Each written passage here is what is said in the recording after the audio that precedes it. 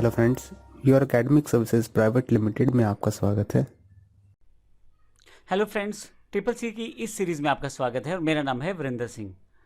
पिछले सेशन में हमने कंप्यूटर की परिभाषा की जानकारी ली थी, अर्थात डेफिनेशन के बारे में जाना था।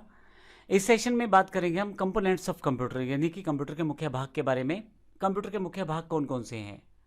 सबसे पहले मैं बता दूं, इसमें CPU, memory unit, input device, output device, ये मुख्य 4 सेक्शन अवेलेबल रहते हैं जिसके बेस पे कंप्यूटर कार्य करता है।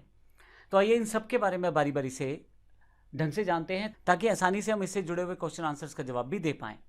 तो आइए शुरू करते हैं। अगर हम बात करें, इसमें हमारे पास सबसे पहला पार्ट है CPU। CPU अर्थात सेंट्रल प्रोसेसिंग यूनिट, जो हमने शुरू के सेगमेंट में देखा था। जब भी इनपुट डिवाइसेस कोई कमांड या इंस्ट्रक्शन देना चाहती हैं तो सबसे पहले वो CPU के पास जाता है। CPU उस पर प्रोसेसिंग करता है और फिर आगे आउटपुट डिवाइसेस के पास भेजता है। इसीलिए इसे कंप्यूटर का दिमाग भी कहा जाता है। मुख्यतः CPU के 2 भाग हैं, कंट्रोल यूनिट और अर्थमेटिक लॉजिकल यूनिट, यानी कि CU कंट्रोल यूनिट और ALU अर्थमेटिक लॉजिकल यूनिट। अब ये ध्यान रखिएगा, शॉर्ट फॉर्म्स में या फुल फॉर्म्स में इसकी क्वेश्चन आंसर आते रहते हैं और आपको सभी फुल फॉर्म्स का ध्यान रखना है। CU कंट्रोल यूनिट को कहते हैं और ALU को अर्थमेटिक लॉजिकल यूनिट कहा जाता है। CPU का पूरा नाम सेंट्रल प्रोसेसिंग यूनिट है। इस तरह के काफ़ी सारे क्वेश्चंस आपको मिलेंगे। हालांकि जैसे मैंने पहले भी बताया, आपको याद रखने की ज़रूरत नहीं है, सिर्फ आराम से इसको ध्यान देना है, क्योंकि जब हम प्रैक्टिस करते हैं, हमारी ई बुक जो हमारी क्वेश्चन आंसर से, जिसमें हमारे पास काफ़ी सारे सैम्पल क्वेश्चन आंसर रहते हैं, तो वहाँ से काफ़ी सारे आपके क्वेश्चन पहले ही क्लियर हो जाएंगे। तो जैसे मैंने बताया, 2 पार्ट हैं, कंट्रोल यूनिट और arithmetic logical unit. Control unit क्या है? कंट्रोल यूनिट कंप्यूटर का वो भाग है जो इलेक्ट्रॉनिक सिग्नल भेज के कंप्यूटर के अलग अलग हिस्सों में होने वाले ऑपरेशंस को कंट्रोल करता है। एग्जैक्टली ये इलेक्ट्रॉनिक सिग्नल होते क्या हैं? आप कभी किसी बटन को ऑन ऑफ करें, जैसे बल्ब का बटन है, अगर उसे आप ऑन करें तो ऑन हो जाएगा, ऑफ करेंगे तो ऑफ हो जाएगा। 2 तरह का सिग्नल रहता है मुख्यतः कंप्यूटर में। इसको हम बाइनरी डिजिट की तरह से भी रिप्रेजेंट कर सकते हैं, जिसको अभी मैं बताऊंगा थोड़ी देर में।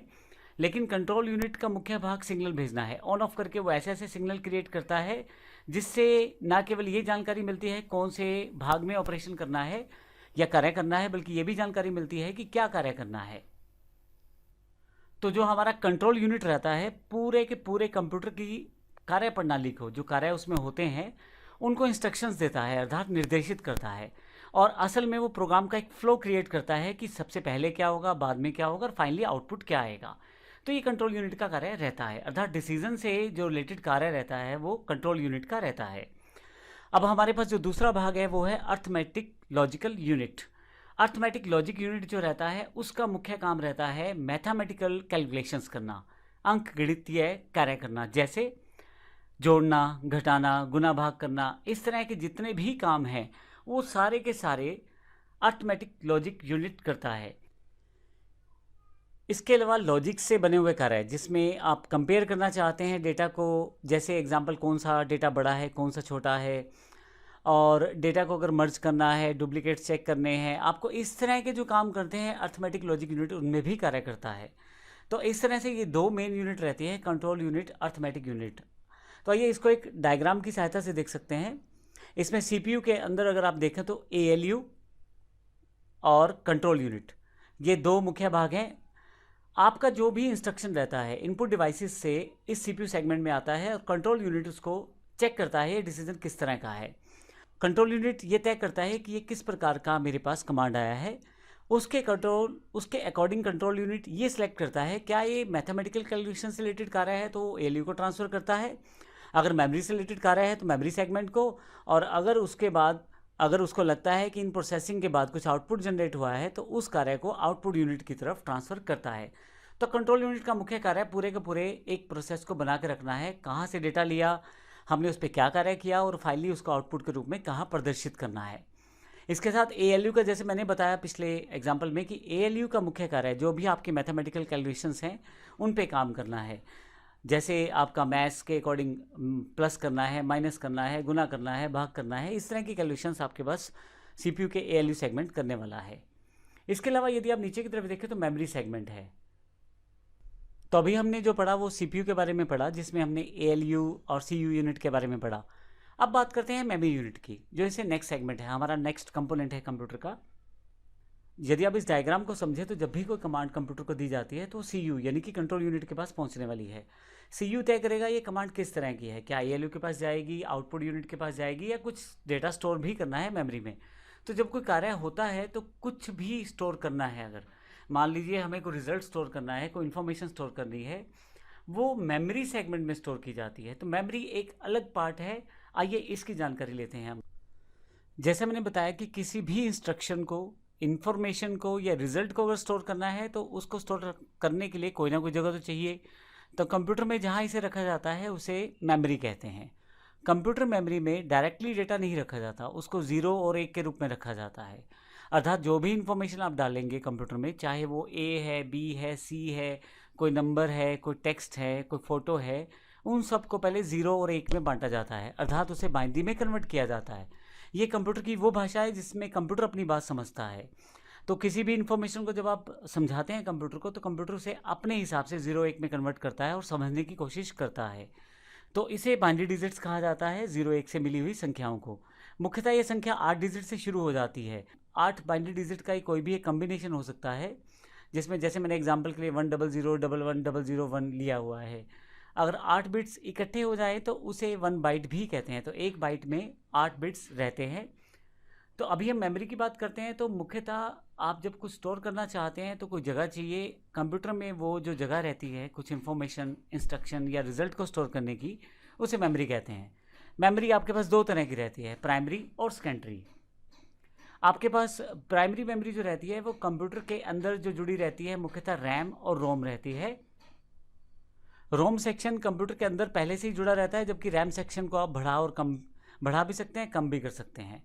रोम में मुख्यतः वो इंस्ट्रक्शंस रहती हैं जो बाइट्स में सेव रहती हैं, जो मुख्य इंस्ट्रक्शंस कंप्यूटर को स्टार्ट करने के लिए आवश्यक रहती हैं, वो सारी इंस्ट्रक्शन रोम में रहती हैं। लेकिन एक बार कंप्यूटर ऑन हो जाता है तो उसके बाद जो आपको कार्य करने के लिए आपको मेमोरी चाहिए होती है वो मुख्यतः रैम ही होती है। तो इस तरह से कंप्यूटर की प्राइमरी मेमोरी 2 तरह की है, रोम और रैम। कंप्यूटर को स्टार्ट करने से लेकर जब तक वह प्रॉपर्ली स्टार्ट नहीं हो जाता, उसके मुख्य जो कार्य रहते हैं वह कंप्यूटर की रोम में रहते हैं। एक बार जब कंप्यूटर स्टार्ट हो जाता है तो फिर उसके पश्चात किए हुए सभी कार्य रैम के अंदर ट्रांसफ़र हो जाते हैं। आपकी कैलकुलेशंस हैं, आपका कोई काम है, मान लीजिए आपको ड्राइंग कर रहे हैं तो उसको एक रफ फॉर्मेट में रैम में रखा जाता है। पर मान लीजिए एक बार आपने अपना काम फाइनलाइज कर लिया, अब इसको रखने के लिए आप सेकेंडरी मेमोरी का यूज़ करते हैं ताकि आप बाद में इसको देख पाएँ। रैम की एक खासियत रहती है कि अगर लाइट चली जाए या कंप्यूटर बंद हो जाए किसी कारण से, या कोई पावर फेलियर हो जाए, तो उस केस में रैम किसी भी तरह से सेव नहीं कर पाएगी आपके डेटा को, आपकी इन्फॉर्मेशन को। तो इसको सेव करने के लिए सेकेंडरी मेमोरी का प्रयोग किया जाता है। सेकेंडरी मेमोरी जैसे floppy disk, hard disk, CD, DVD, pen drive, memory cards, ये सब सेकेंडरी मेमोरी के उदाहरण हैं। इनकी खास बात यह है कि आप इन्हें अलग कर सकते हैं कंप्यूटर से और दोबारा प्रयोग भी कर सकते हैं यहीं से उसी डेटा को। तो इसका अर्थ ये हुआ कि जब आप कोई कार्य करते हैं तो जब तक वह कार्य पूरा नहीं हो रहा वो तो प्राइमरी मेमोरी के सेगमेंट में रहता है, लेकिन जैसे ही वो कार्य पूरा हो जाता है, आपने कुछ फिनिश किया ड्राइंग को और आप उसे सेव करके रखना चाहते हैं पिक्चर के रूप में, तो फिर आप उसे सेकेंडरी मेमोरी में स्टोर करेंगे। इसमें आप एक तरह से एग्जांपल ले लें, जैसे मोबाइल में आप फ़ोटो खींचते हैं तो वो एक मेमोरी कार्ड में सेव किया जा सकता है या मोबाइल की इंटरनल मेमोरी में सेव किया जा सकता है। तो फ़ोटो खींचने तक का सारा काम जो है वो एक रैम के रूप में हो रहा है, लेकिन जैसे ही आप फ़ोटो खींच देते हैं, फाइल बन जाता है, तो फिर फ़ोन में एक जगह पे उसे स्टोर कर दिया जाता है बाद में प्रयोग करने के लिए। इसी तरह से कंप्यूटर में सेकेंडरी मेमोरी में वो सारा डेटा स्टोर हो जाता है जो आपको चाहिए होता है। तो आप यहाँ से डेटा को दोबारा प्रयोग भी कर सकते हैं। एक और बात, यहाँ फ्लॉपी डिस्क अब आउटडेटेड है, नहीं प्रयोग होती। हार्ड डिस्क इंपॉर्टेंट है, कंप्यूटर के अंदर पहले से जुड़ी रहती हैं और कंप्यूटर के इंटरनल कंपोनेंट्स के रूप में भी आती हैं। हार्ड डिस्क एक्सटर्नल भी अवेलेबल हैं आजकल। इसके अलावा आप CD, DVD और पेन ड्राइव का प्रयोग कर सकते हैं डेटा को राइट करने के लिए।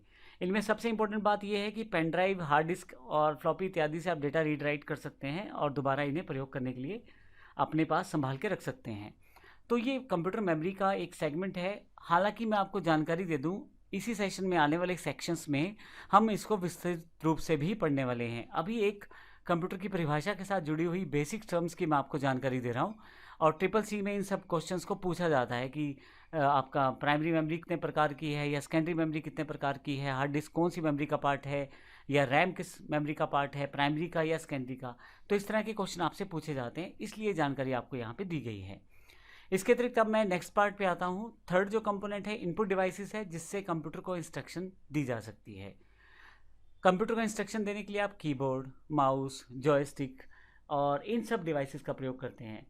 आप जब कीबोर्ड पे कुछ टाइप करेंगे तो कंप्यूटर के पास पहुंच जाएगा और वो उसको एक इंस्ट्रक्शन मानेगा। इस तरह से आप माइक से बोल के भी अपनी इंस्ट्रक्शन पास कर सकते हैं और माउस से क्लिक करके अपनी इंस्ट्रक्शन पास कर सकते हैं। ये सभी इंस्ट्रक्शन सीपीयू के पास जाएंगी, फिर एएलयू और कंट्रोल यूनिट इस पे कार्य करेंगे। कोई डेटा अगर सेव करना होगा तो उसे मेमोरी में सेव किया जाएगा। फाइनली जो आउटपुट आएगा उसे आउटपुट डिवाइसेस पे शो किया जाएगा। तो इसका अर्थ ये हुआ मैं आप अगले सेगमेंट में आपको आउटपुट डिवाइसेस की जानकारी दे दूं। फाइनली जब कुछ आपका आउटपुट अवेलेबल हो जाता है, सीपीयू को पता लग जाता है जो इंस्ट्रक्शन उसे मिली, जो डेटा उस पर मिला इनपुट डिवाइसेस से, सीपीयू ने उस पर पहले कार्य किया अर्थात प्रोसेसिंग किया सीयू और एएलयू की सहायता से, और फिर उसके पश्चात जो फाइनल आउटपुट तैयार हुआ उसे वो आउटपुट यूनिट के पास भेजना चाहता है। तो आउटपुट यूनिट वो है जिसमें यूज़र देख सकता है कि परिणाम क्या आया है। जैसे एलसीडी जहाँ पे विजुअल फॉर्मेट यानी कि वीडियो के फॉर्मेट में दिखाया जाएगा। अगर कुछ प्रिंट आउट लेना चाहते हैं तो प्रिंटर, और अगर आप स्पीकर से कुछ आउटपुट चाहते हैं तो स्पीकर से। तो इस तरह से आप इन डिवाइसेस का प्रयोग करके कंप्यूटर का प्रयोग कर सकते हैं। अगर मैं इन चारों सेक्शन की बात करूं तो सेंट्रल प्रोसेसिंग यूनिट है, मेमोरी यूनिट है, इनपुट डिवाइस है, आउटपुट डिवाइस है। तो इन सब पार्ट से मिलके आपका कंप्यूटर कार्य करता है। ये चारों एक यूनिट के रूप में जब कार्य करते हैं तो आपका कार्य बहुत आसान हो जाता है। अगले सेक्शन में हम कंप्यूटर के इतिहास की जानकारी लेंगे। धन्यवाद।